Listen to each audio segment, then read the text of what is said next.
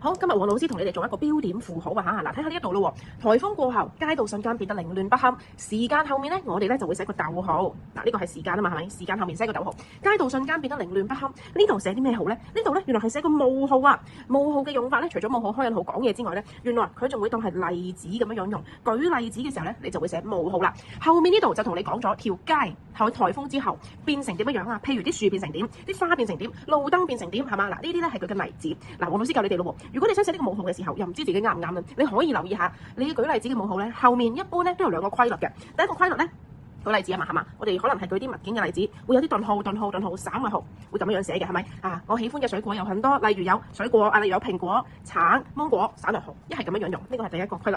第二個咧，如果係句子嘅話，我哋就會係咁樣寫噶啦，冒號又係舉例子嘅，逗號、分號，係嘛？再嚟一個逗號、分號，然之後冇咯喎，下面嗰句咧寫多個逗號，跟住咧就會句號噶啦。一係咁樣樣，一係咁樣樣，呢個係冒號嘅用法嚟嘅。如果舉例子，我哋呢一題咧就係第二個用法啦嚇，繼續睇咯喎。街道咧就變得凌亂不堪，本來嘅參天大樹，嗱呢度語氣停頓啊嘛，逗號。同埋咧，我哋見到個關鍵字下一句，呢個字叫卻字，係咪？卻咧係連接詞嚟㗎，咩意思啊？代表佢前面一定有啲嘢發生，後面先至會卻㗎嘛，係嘛？所以你見到卻字咧，醒目啦，前面應該有個逗號嘅。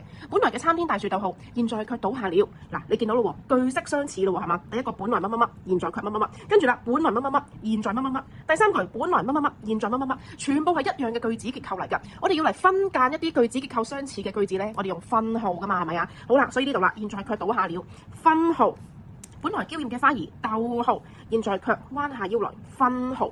本來堅挺嘅路燈，逗號，現在卻東歪西倒，句號。見唔見到呢個結構啊？係咪同上面呢個一樣啊？係嘛？冒號、逗號、分號、逗號、分號，跟住逗號、句號。呢度就係啦，舉例子嘅冒號、逗號、分號、逗號、分號、逗號、句號，係咪？嗱，所以小心呢個冒號嘅舉例子嘅時候咧嘅用法係點咯喎？